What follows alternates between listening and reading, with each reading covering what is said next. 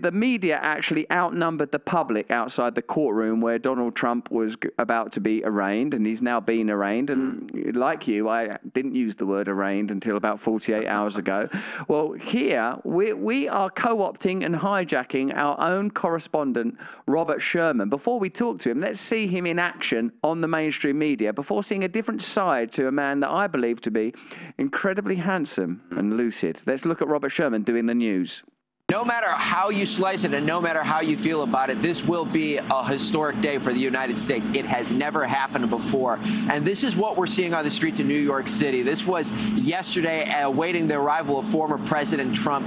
Large amounts of media. It has become a total media frenzy out here. Robert Sherman, or as we know him on Stay Free, the Shermanator. Robert is joining us now. Hey, how's it going, mate?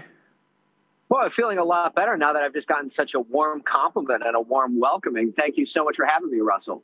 What was it like being there in that media throng? Is there a lot of competition to get the best spot? Is there a lot of elbowing one another? What's the vibe like between reporters on the scene?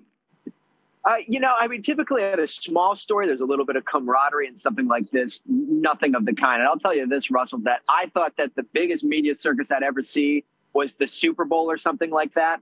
Not even close to what we saw here. You had media outlets coming in from Germany, Japan, Australia.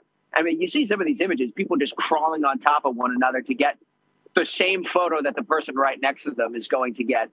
I've never seen a scene like this before. Do you feel like pressurized to amplify particular details? Because let's face it, not much really happened. Donald Trump came, he waved a bit, he went into a courtroom. Do you feel under like personal and professional pressure to create a narrative out of, in a sense, just ordinary details? No, not at all, especially over at our network, because this was something that we really talked about here is that, look, I mean, you've had this narrative coming in that there would be, you know, all of this activity happening here, you know, the potential for riots and things like that. And we said, look, unless the narrative actually happens, don't play into it at all. That was our perspective. So we try to stay away from that as much as possible and just give you the facts. I think one point to make here as well is that, I mean, you see all these scenes of the people who were outside as well. I feel compelled to tell your viewers that at least 4 out of 5 people who were out here yesterday were either members of law enforcement or members of the press. I mean, yeah, you had demonstrators who were out here both for and against the president. But, I mean, press certainly outnumbered protesters. It wasn't even close out here. Really appreciate you having us on, Russell. Thank you so much. Robert Sherman there. The Shermanator. Look at that. What a pro. What a brilliant segue. We couldn't do that. Thanks for joining us. Live on the scene, the Shermanator. We'll be joining you again for sure. Thanks so much, Robert. It's good to chat to you, mate. Thank you for having me. Take care. There he goes. One of the best goddamn journalists, I'd say. Really, I think he dealt with it very deftly, didn't he? Sort of in his bar. I thought he was more relaxed with us. Very relaxed.